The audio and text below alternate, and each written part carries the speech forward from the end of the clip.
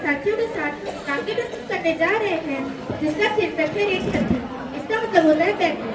तो चलिए सबसे पहले हम इनका परिचय जानते हैं। मैं गुंजन शंकर के रूप में, मैं कशिश रतन के रूप में, मैं निकिता उमा के रूप में, मैं सुप्रिया प्रतिभा के रूप में जो कि उमा की माँ, मैं वैष्णवी रामस्वरूप के रूप में जो कि उमा के पिता हैं। का दूसरा उनके फिर नौकर ने पकड़ रखा है। अबे धीरे धीरे चल, बिछा दो साहब, तब को उधर मोड़ दे। बिछा दो साहब। और क्या करेगा जब परमात्मा क्या अकल बढ़ती है, पहुंचा था क्या? बिछा दो साहब। और ये पसीना किसने बहाया है? जा वहां से दरी लेते आ।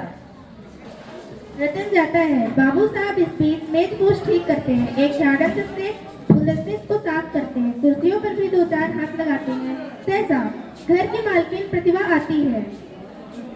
चेहरे और आवाज से जाहिर होता है बहुत व्यस्त है। उनके पीछे पीछे भीगी बिल्ली की तरह नौकर आ रहा है।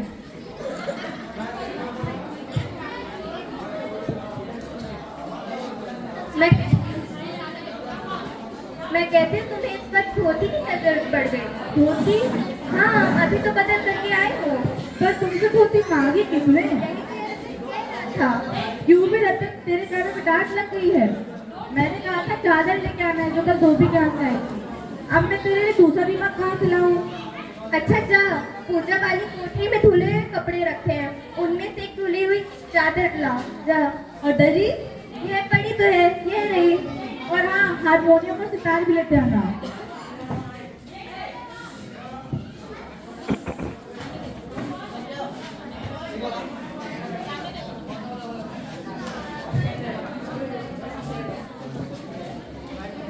सुनते हो तुम्हारी बेटी मुंह फुलाए पड़ी हुई है। मुंह फुलाए? और तुम उसकी माँ किस मर्ज की दवा हो? अब मैं ही क्या करूं, सारे जतन करके तो हार चुकी हूँ। मेरे जंजाल में तो पढ़ाई लिखाई आती नहीं। हमारा जमाना अच्छा था, आई पढ़ ली, गिनती सीख ली और ज्यादा होता स्त्री सुबोधनी पढ़ ली।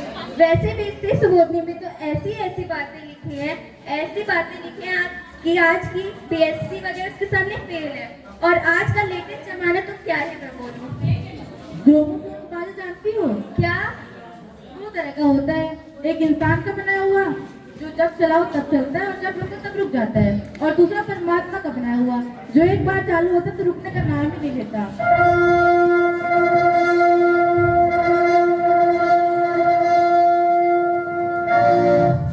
चलो हटो भी, तुम्हें तो हर वक्त ठठोली सूझती रहती है।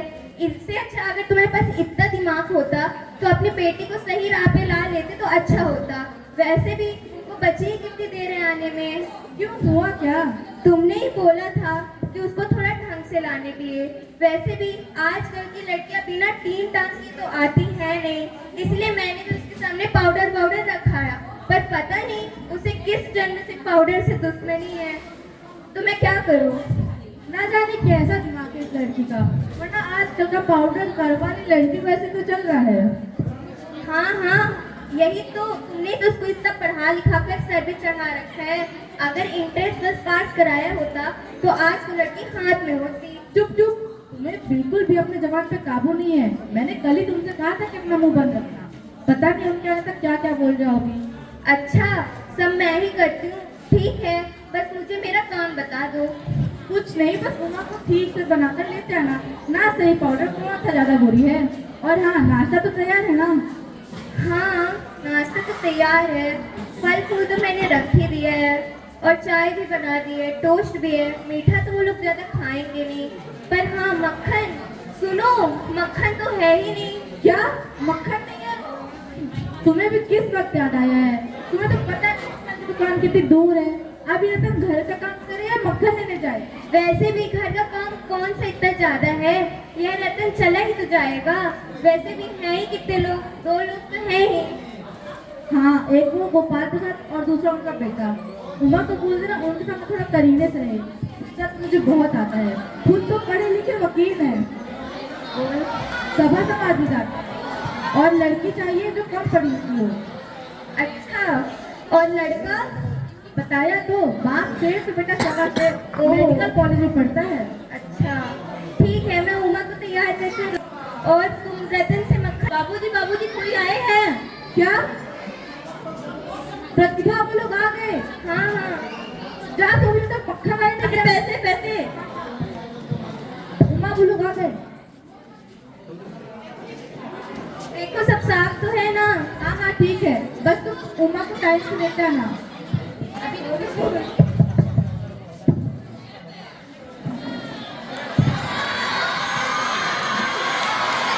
ये कंबल यहीं पे सब छोड़ के चला गया। अरे तुम जाओ, मैं उसको बना लूंगा। हाँ ठीक है ठीक है।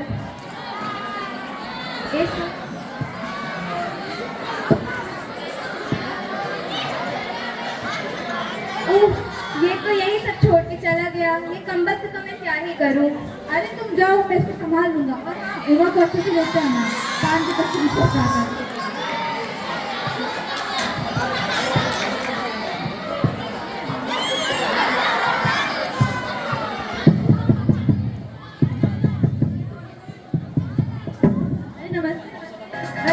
बाबू गोपाल प्रसाद और उनकी लड़की का आना आंखों से लोग चतुराई कर सकती है। आवाज से मालूम होता है कि काफी अनुभवी और फितरती मार्च है। उनका लड़का कुछ खींच छोड़ने वाले नौजवानों में से है। आवाज पतली है और मुस्कुराहट भरी, मुझे कमर की खासियत है।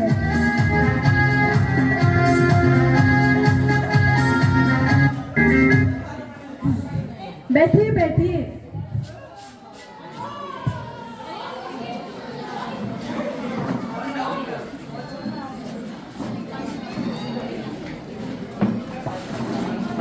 और बताइए, मकान ढूंढने में कोई तकलीफ तो नहीं हुई साहब? अरे नहीं साहब, तांगे वाला जानता था और हमें तो आना ही था, तो तकलीफ किस बात की। हाँ हाँ, मैंने आपको कोई तकलीफ तो नहीं अरे पहुंचाई? नहीं, जैसा आपका काम वैसा मेरा काम। और लड़के की शादी तो करानी थी, तो तकलीफ किस बात की। और ऐसे बोले तो हमने तो आपको कोई तकलीफ नहीं दी। नहीं नहीं साहब, आप तो मुझे कांटों में घसीट रहे हैं। हम तो आपके सेवक हैं। हाँ हाँ हाँ हाँ। और बताइए शंकर बाबू, छुट्टियां कैसी चल रही हैं? जी कॉलेज की तो छुट्टी नहीं है, टिकट पे चला है। आपका कोर्स साल भर को तो होगा? यही साल 2 साल। साल 2 साल? जी हाँ हाँ, 1 साल का मार्जिन रखता हूँ। और अरे वो ऐसी बात है कि शंकर 1 साल के लिए बीमार हो गया था। और एक हमारा जमाना था कि बच्चे ज्यादा बीमार ही नहीं पड़ते थे। और हम जब एक जगह की कचौड़ी लाया करते थे और जब खाने बैठते तो वैसे की वैसे भूख रहा करती थी। हाँ साहब, उस जमाने की कचौड़ियाँ भी पैसे की 2 आती थी, पैसे की 2। हाँ, और अब तो बहुत प्रकार के खेल भी खिलवाए जा रहे हैं। हमारे जमाने में तो सब खेल ही नहीं थे। हाँ हाँ। और जब पढ़ने बैठते तो 12 घंटे की सीटिंग हो जाया करती थी। जी साहब, उस जमाने की तो बात ही अलग है। माफ करिएगा, लेकिन जब उस जमाने की याद आती तो मैं खुद को काबू नहीं कर पाता हूँ। हाँ हाँ। बिजनेस की बात कर ले साहब। बिजनेस की बात? अच्छा बिजनेस, रुकिए साहब, थोड़ा नाश्ता तो हो जाने दीजिए। अरे नहीं, सका तकलीफ क्यों करना। तकलीफ की क्या बात है साहब, मैं आता हूँ। बाबूजी मेरी शादी तो हो जाएगी ना? हाँ, पक्का हो जाएगी ना? अरे तुझे तो अपनी शादी की पड़ी है। पहले लोगों को घर देख, इन लोगों को पहचान। लोगों से ऐसे बुरी मालूम तो होती नहीं, पता चले लड़की कैसी है। जी क्या हुआ? जी कुछ नहीं। ऐसे कि खड़े होकर दो सही बोलते कि तुम्हारी बैग कौन। अरे वो आ गए। आखिर आप माने नहीं। हाँ हाँ, वैसे आपको विलायती चाय पसंद है या हिंदुस्तानी? अरे मुझे थोड़ी कम शक्कर वाली चाय पसंद है। और वैसे भी मुझे आजकल का नया फैशन पसंद ही नहीं है। अरे वैसे भी आजकल तो सुना है सरकार ज्यादा चीनी लेने वालों पे टैक्स लगा रही है। अगर सरकार को अपनी आमदनी बढ़ाने तो एक ही चीज पर टैक्स लगाना चाहिए। वो क्या? खूबसूरती पर टैक्स। देखो, अगर खूबसूरती पर टैक्स लगेगा तो फिर देखो औरतों मर्द क्या पैसे देते, फिर देखो सरकार की क्या आमदनी बढ़ती है। क्या खूब कहा है आपने। वैसे आपका क्या ख्याल है शंकर बाबू? किस मामले में? यही कि शादी में खूबसूरती का कितना हिस्सा होना चाहिए? अरे वो बात अलग है। लड़की का खूबसूरत होना बेहद जरूरी है, चाहे वो पाउडर लगाए चाहे वो ब्यूटी पार्लर जाए। बाबूजी ब्यूटी पार्लर नहीं, ब्यूटी पार्लर। अरे हाँ, वही जो ब्यूटा बोले। Beauty parlour. हाँ, हाँ जो भी पार्लर हो जाए, लेकिन हम तो मान जाते हैं, लेकिन घर की औरतें नहीं मानती हैं। जी हाँ हाँ, और जन्मपत्र बन गया है ना? जन्म पत्र मिलने की में क्या बड़ी बात है, ठाकुर जी के चरणों में रख दिया है, मिली हुई समझिए। हाँ हाँ बात तो सही है। वैसे जो मेरे कानों में भनक पड़ी है वो गलत तो नहीं है ना, मतलब सही तो नहीं है ना? किस मामले में? यही की पढ़ाई लिखाई। देखिए मैं सही बताता हूँ, मुझे कम पढ़ी लिखी लड़की चाहिए, क्योंकि मैं घर में तो मुझे घर में तो मैडम रखनी है नहीं। और वैसे भी क्यों शंकर, वैसे भी नौकरी तो करानी नहीं है। हाँ हाँ, नौकरी का तो कोई सवाल ही नहीं उठता साहब। देखिए लोग मुझसे पूछते हैं कि आपको लड़के तो पढ़ा लिखा, तो आपको लड़की भी ग्रेजुएट लानी चाहिए, लेकिन अगर लड़के पॉलिटिक्स में बहस करने लगेगा तो लड़कों का क्या होगा? और वैसे भी साहब, मोर के पंख होते हैं मोड़ने की नहीं, शेर के बाल होते हैं शेरने की नहीं। हाँ हाँ, और मर्द की दाढ़ी होती है औरतों की नहीं। हाँ हाँ हाँ। अरे कहने का मतलब यह है कि कुछ ऐसे काम होते हैं जो औरतों के लिए हो और मर्द के लिए होते हैं, औरतों के लिए नहीं। हाँ साहब। आप बुलाइए थोड़ी सी अपनी लड़की को। हाँ हाँ, उमा।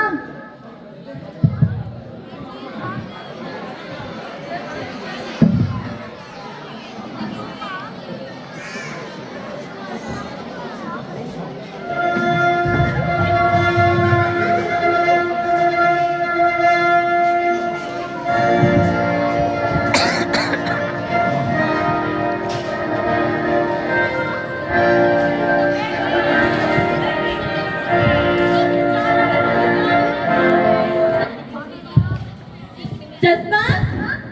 अरे ऐसा कुछ नहीं है, वो पिछले महीने इसका सर दर्द होने लगा था, इसलिए डॉक्टर के कहने में लगवा दिया है। कहीं पढ़ाई लिखाई कार्ड तो कुछ ऐसा नहीं है? नहीं नहीं साहब, मैंने अर्ज किया ना। अच्छा अच्छा, लड़की की चाल तो अच्छी है और चेहरे पर भी छवि है। गीत गा लेती हो बेटा? हाँ हाँ, उमा कुछ गाकर सुनाओ।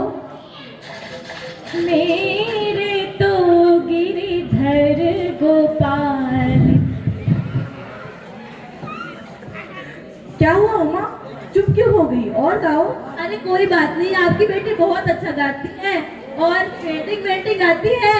अरे हाँ, मैं तो आपको बताना ही भूल गया, वो जो कुत्ते वाली पेंटिंग तकी है वो इसीलिए तो खींची है। अच्छा अच्छा, बहुत सुंदर पेंटिंग कर लेती हूँ बेटी। और सिलाई वगैरह?